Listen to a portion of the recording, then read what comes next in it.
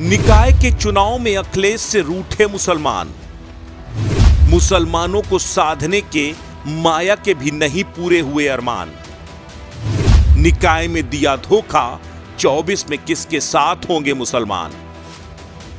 वो 3 बड़े कारण जिसने सपा बसपा से मुस्लिमों को कर दिया दूर।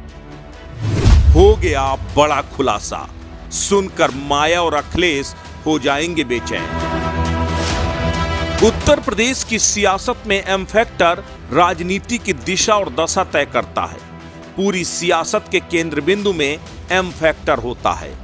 हर एक राजनीतिक दल एम के इर्द गिर्द पूरी सियासत बुनता है, लेकिन इस बार एम फैक्टर ने सपा और बसपा को दगा दे दिया।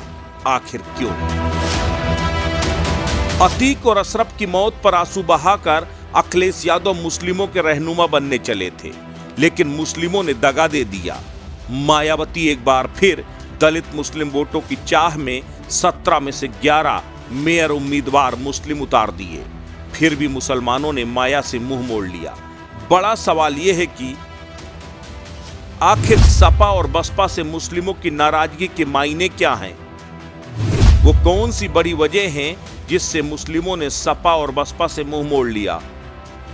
आखिर क्यों ओवैसी की पार्टी मुसलमानों के इतने करीब आ गई? क्या मुस्लिमों ने अब अपना मुस्तकबिल चुन लिया है? पश्चिमी उत्तर प्रदेश में जाट मुस्लिम दलित पिछड़ों का बड़ा गठजोड़ बनाकर अखिलेश यादव निकाय चुनाव में पश्चिम फतेह की योजना तैयार कर रहे थे। इसके लिए आरएलडी चंद्रशेखर आजाद के साथ समाजवादी पार्टी ने गठबंधन किया। उम्मीद थी कि माया के दलित वोट बैंक चंद्रशेखर आजाद तोड़कर लाएंगे और अतीक और अशरफ के बहाने मुसलमान सपा के साथ आ जाएंगे। जाट और ओबीसी आरएलडी ले आएगी। कुल मिलाकर समाजवादी पार्टी इस बार निकाय चुनाव में सिकंदर बन जाएगी। लेकिन नतीजे इससे ठीक उलट रहे।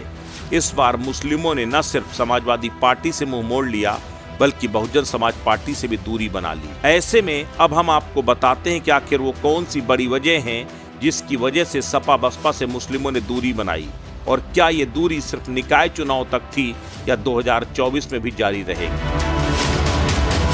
दरअसल अतीक और अशरफ की मौत के बाद मुस्लिमों का रुख सपा के खिलाफ हुआ है। इसके पीछे की 3 बड़ी वजह हैं। अतीक और अशरफ की मौत का जिम्मेदार सपा और बसपा को मानते हैं। मुस्लिम नेताओं के उत्पीड़न के खिलाफ सपा बसपा ने किनारा कर लिया। ओवैसी की मुस्लिम परस्ती पर मुस्लिमों को यकीन बढ़ गया। दरअसल मुस्लिमों को लगता है कि अखिलेश यादव अगर विधानसभा में योगी आदित्यनाथ को चुनौती न देते तो शायद अतीक और अशरफ मारे न जाते। कहीं न कहीं मुस्लिमों को यह समझ में आने लगा है कि समाजवादी पार्टी और बहुजन समाज पार्टी मुस्लिम परस्त राजनीति से मुस्लिमों को असलियत में नुकसान हो रहा है। उसकी वजह से वो बीजेपी का निशाना बन रहे हैं। उन्हें उत्पीड़न का शिकार होना पड़ रहा है। सपा बसपा जैसी पार्टियां भले ही मुस्लिमों का रहनुमा बनने का दम भरें, लेकिन मुस्लिमों के उत्पीड़न के समय उन्हें बचाने ये पार्टी कभी सामने नहीं आती। इसकी सबसे बड़ी बानगी आजम खान, इरफान सोलंकी, अतीक और अशरफ, मुख्तार जैसे वो तमाम चेहरे हैं। मुस्लिमों को अब समझ में आने लगा है कि दरअसल अखिलेश यादव हों या फिर मायावती, ये सभी मुस्लिमों का वोट बैंक हथियाने की फिराक में है। दिल से वो मुस्लिमों के साथ खड़े नहीं हैं। जबकि इसके ठीक उलट असदुद्दीन ओवैसी हमेशा मुस्लिमों के हितों की बात करते हैं और मुस्लिमों के सुख दुख में उनके साथ खड़े होते हैं। इतना ही नहीं, मायावती ने मुस्लिमों के वोट बैंक को हथियाने के लिए 17 में से 11 मेयर कैंडिडेट मुस्लिम उतार दिए थे।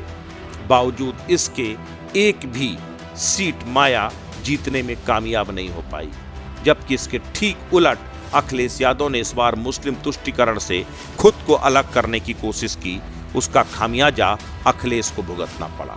सीधा सा गणित है कि आज तक मुस्लिमों ने कभी किसी मुस्लिम नेता को अपना मुस्तकबिल नहीं माना, लेकिन अगर उत्तर प्रदेश में ओवैसी को यहाँ के मुसलमान अपना लेते हैं तो सपा और बसपा की सियासत हमेशा हमेशा के लिए खत्म हो जाएगी, क्योंकि दोनों की सियासत के केंद्र बिंदु मुसलमान ही होते हैं।